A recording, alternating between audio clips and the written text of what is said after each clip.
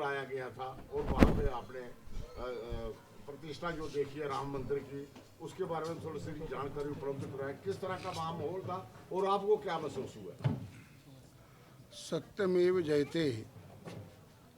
अयोध्या में भगवान रामलला का जो 22 जनवरी को प्राण प्रतिष्ठा समारोह था, उसमें भारतवर्ष के सभी संत महात्मा और विदेशों से भी आए हुए संत महात्मा और प्रतिष्ठित जनों को वहाँ पर भगवान रामलला के प्राण प्रतिष्ठा समारोह के बीच में उनको दर्शन करने का मौका मिला। यह एक भगवान रामलला की प्रतिष्ठा नहीं है, ये रामलला का पूरे हिंदू समाज की प्रतिष्ठा और गौरव का विषय है। आज जो 500 वर्षों से पूर्व है, जिस विवाद में यह राम जन्मभूमि का चल रहा था प्रकरण, उस प्रकरण से मुक्त होकर भगवान का जो विग्रह की स्थापना, रामलला की स्थापना हुई है, ये संपूर्ण मानव जाति के लिए एक सम्मान और गर्व और विशेषतर नए युग की शुरुआत है। क्योंकि जिस देश का राजा, जिस देश का हमारा प्रधानमंत्री ये सारी मानव जाति को आह्वान कर रहा है कि आप चलिए मंदिर में जाइए, सेवा करिए, सफाई करिए, क्योंकि मानव का धर्म ही है सेवा। सेवा धर्म ही मनुष्य का प्रमुख धर्म है। तो जहाँ का राजा, जहाँ का प्रमुख व्यक्ति सारी मानव जाति को यह संदेश दे रहा हो कि आप मनुष्य जीवन मिला है और इस जीवन में जितना आप सेवा कर सकते हो, सेवा का कार्य कर सकते हो, सेवा का कार्य हम सबको करना चाहिए। हमारे जो मठ मंदिर हैं, गांव-गांव में मंदिर हैं, आगे पीछे मंदिर हैं, जहाँ हैं भी हैं, हमको जाना चाहिए और वहाँ सेवा सफाई जो हम कर सकते हैं, भगवान का कीर्तन ही करना चाहिए। श्री राम जय जय राम। अरे वहाँ की व्यवस्था और वहाँ का माहौल कैसा? वहाँ का माहौल तो स्वर्ग में था। स्वर्ग में चारों ओर जय राम, श्री राम, सीताराम का ही ध्वनि आ रही थी।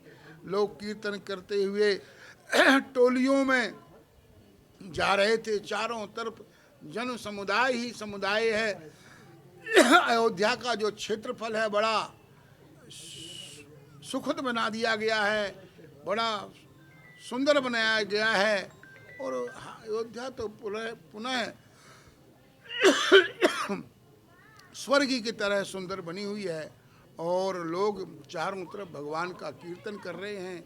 आप सरजू मैया के दर्शन करिए, सुंदर घाट बने हैं।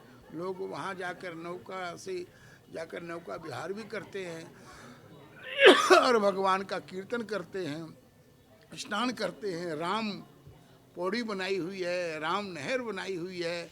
माने इतना सुंदर वातावरण बन गया है कि वहाँ तो चारों तरफ प्रकाश ही प्रकाश, चारों तरफ भक्ति ही भक्त, श्रद्धालु ही श्रद्धालु हैं और सब तरफ पूरी अयोध्या एक सी नजर आती है।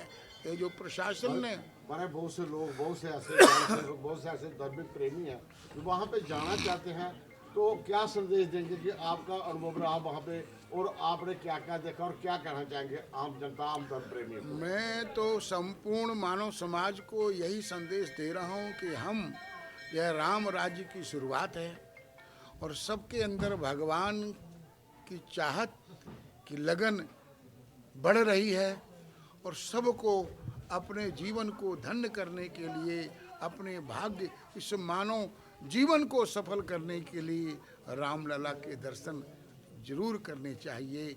अयोध्या जाना चाहिए। राम आ चुके हैं और अपने उसी बाल रूप में राम जी विराजमान हैं, जिस रूप की हम चिंतन करते हैं। तो सबरी ने कितना वक्त निकाला राम को याद करते करते।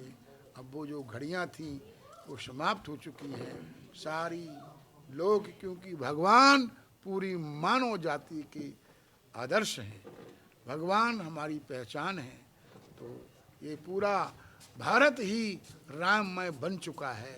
हर जगह हम लोग सुन रहे हैं कि सबके मन में भगवान की आराधना की, उसके दर्शन करने की, सेवा करने की जो चाहत बढ़ रही है, यही जीवन का सच्चा सुख है। कहना चाहिए। जय श्री राम। 22 जनवरी को जो भगवान अयोध्या में भगवान रामलला का जो प्राण प्रतिष्ठा महोत्सव रखा गया था, जिसमें सभी लोग गए हैं, जैसा महाराज जी ने बताया। हम लोगों को भी सौभाग्य प्राप्त हुआ वहाँ जाने का और अपने इन नेत्रों के द्वारा उस दिव्य आनंद को अनुभव करने का, जो अनुभव वाणी का विषय नहीं है। ये केवल हम यहाँ बैठ के चर्चा कर सकते हैं। आपने टीवी में देखा होगा, माननीय प्रधानमंत्री जी ने जब प्रतिष्ठा संपन्न करी और बाहर आकर के जैसे ही अपना उद्बोधन शुरू किया, उसमें जैसे ही सबसे पहले उन्होंने कहा कि राम आ गए, राम आ गए हैं, बस इतना मात्र कहने से ही सारा जो वहाँ का वातावरण था वो भावुक हो गया, निशब्द हो गया। ऐसा वातावरण वहाँ बना कि वो वाणी का विषय है ही नहीं। भगवान का जो बाल स्वरूप वहाँ पर बिठाया गया है, जिनका प्राण प्रतिष्ठा महोत्सव रखा गया था, भगवान जिन भगवान के हम इस समय प्रांगण में बैठे हैं, भगवान कामेश्वर के, तो भगवान शंकर के भी जो इष्ट देव हैं वो बालक राम है। भगवान श्री राम जी का जो बाल स्वरूप है वो भगवान शंकर जी का इष्ट है। इसी प्रकार काकभूषुंडी जी महाराज हैं, उनके भी इष्ट देव मम बालक रामो। तो बालक रूप में भगवान को वहाँ पर बिठाया गया है। बहुत सुंदर, ऐसा जो जिसने उन्होंने बनाया है उस विग्रह को, उनको भी शत शत नमन करते हुए, उसमें जो वैदिक श्रोत्रिय ब्रह्मनिष्ठ ब्राह्मणों के द्वारा वेदोच्चारण करते हुए जो प्राण प्रतिष्ठा की गई है, उसके पश्चात तो महाराज दर्शन ऐसे वहाँ सुरम्य दर्शन थे कि उनका हम लोग निशब्द हैं, अवर्णनीय है, यूनिक आप इंग्लिश का वर्ड है, जो अद्वितीय है, उसका हम वाणी से नहीं कह सकते हैं कि वो अयोध्यापुरी की उस समय क्या अवधि की महिमा रही। भगवान श्री राम जब लंका को जीते हैं तो लक्ष्मण जी ने कहा कि महाराज ये भैया ये जो लंका है ये सोने की है, तो क्यों ना हम यही रह लेते हैं। राम जी ने कहा नहीं, अपि स्वर्णमयी लंका में न में लक्ष्मण रोचते, जननी जन्मभूमिश्च स्वर्गाद अभिगरीयसी। ये जो भगवान श्री राम जी का वाक्य है कि जननी और जन्मभूमि स्वर्ग से भी सुंदर है, तो ऐसा मानो वहाँ लग ही रहा था, प्रतीत हो रहा था कि ये जो अवधपुरी है, जो अयोध्या है, ये स्वर्ग नहीं, ये साकेत से भी, वैकुंठ से भी अति सुंदर वहाँ पर लग रही थी। हर गली में, कुंज में, निकुंज में, कनक भवन में, हनुमान गढ़ी में, सब वातावरण राममय था। जहाँ देखो जय श्री राम के नारे भक्त लगा रहे थे। ऐसा आनंद जो वाणी का विषय नहीं है। आप सभी से इस चैनल के माध्यम से, मीडिया के माध्यम से यही प्रार्थना है कि आपने जो सुना वो बहुत अच्छा सुना है, कि बहुत आनंद है, लेकिन जब आप वहाँ जाएंगे तो आप उस आनंद को अपनी वाणी से व्याप्त नहीं कर पाएंगे, कह नहीं पाएंगे। इतना ही कहते हुए वाणी को विराम। जय श्री राम। आप सभी लोग वहाँ पहुँचें, भगवान श्री रामलला का दर्शन करें और अपने जीवन को लाभान्वित करें। जय श्री राम।